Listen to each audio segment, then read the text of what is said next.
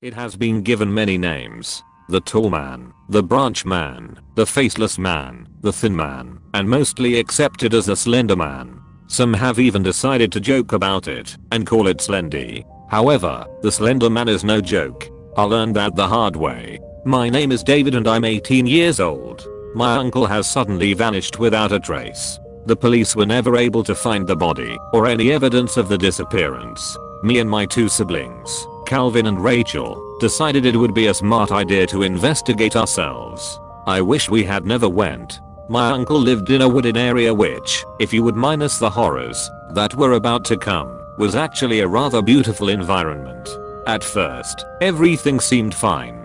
We traveled there by plane. When we arrived, the first thing we began to notice was the fact that we felt like we were being watched. It was an uncomfortable feeling, and is often rare to feel a stare, but we did. This was unsettling, but we brushed it off and went to the cabin anyway. It was actually a pretty big house. Call it a mansion if you'd like. We entered and noticed the door wasn't locked. We decided to search the house for any intruders because we are cautious. Of course, we found nothing.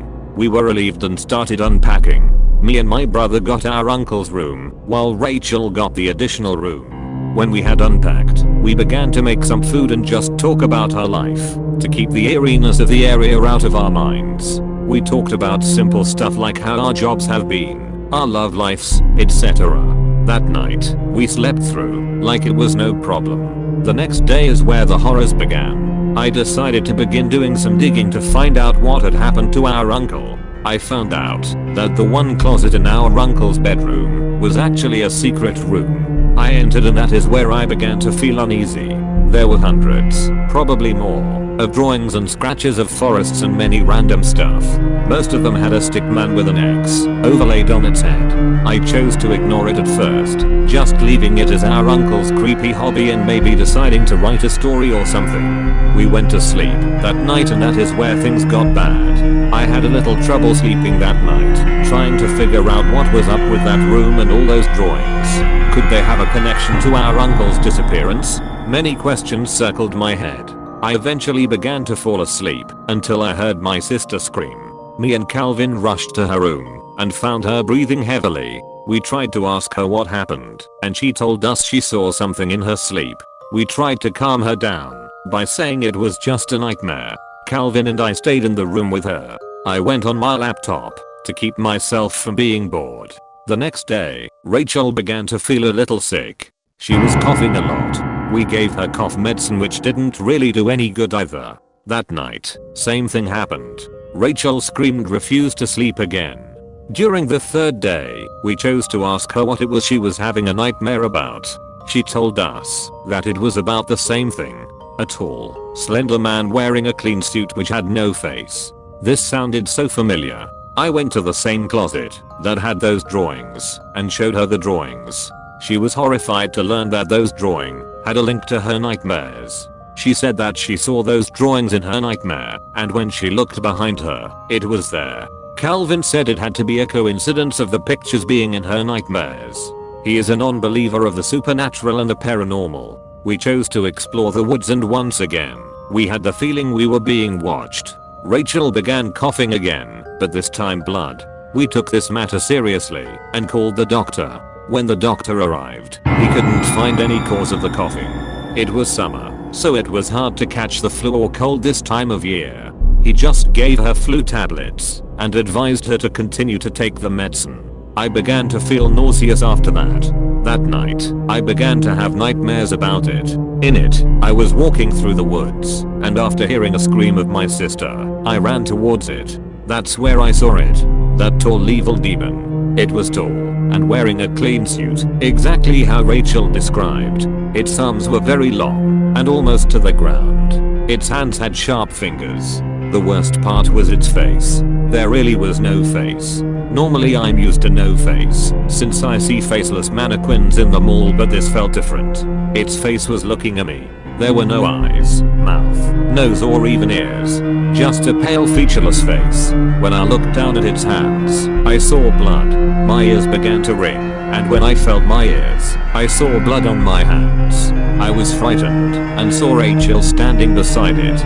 I woke up terrified. I searched the room and saw that Calvin was nowhere to be found. I ran to alert Rachel, who was awake. I told her that Calvin was gone. We searched the entire house and found nothing. Me and Rachel reluctantly chose to search the house. My ears began to ring and I began to feel nauseous. That's where we heard a scream in the distance. I told Rachel to stay in the house as I didn't want her to get hurt. I ran with my flashlight to find out who it was. It was still dark out. I couldn't find anything. Disappointed, I rushed back to the house. I saw my sister standing at the wall waiting for me to arrive, but that is where things got worse. I saw that fucking thing standing right behind her. Before I could reach her, the door shut, and I heard screaming inside. I tried banging the door open, but as soon as I got in, I saw she was gone. I broke down into tears. Now my brother and sister were taken by that fucking monster. I couldn't eat or sleep at all that night. I was paranoid. Things got bad when I heard footsteps coming from downstairs. Slow non-human footsteps. I was beginning to cry in fear of what would happen. Then I saw Calvin's face peep through the door. I knew something was wrong. His eyes had turned pitch black and his skin was pale. He leaped and tried to attack me. I was able to knock him off. I was so confused on what had happened to him. He easily got up, and I ran as fast as I could across the house. He didn't even sound like himself. He sounded like one of those zombies in those zombie films. He groaned in a high-pitch, choking sound. As I ran, just made it outside the house. When I saw Calvin, I slammed the door. Before he could get to me, I ran to the car to try and get out of there. I chose to report this to the police to try and tell them what happened. When my car lights came on, I saw it exactly as it was in my nightmare and was startled. It was standing right in front of my car. When I drove it off, I saw that the creature was still staring at me. I saw Calvin, who was crawling on his hands, walk beside the creature, watching me as I left. I drove off in the woods until I reached the town. Daylight came and I reported to the police. As expected, they didn't believe me. However, one that did told me that there was nothing they could do anyway. I was angry and refused to accept this, but had no choice. I had to leave this.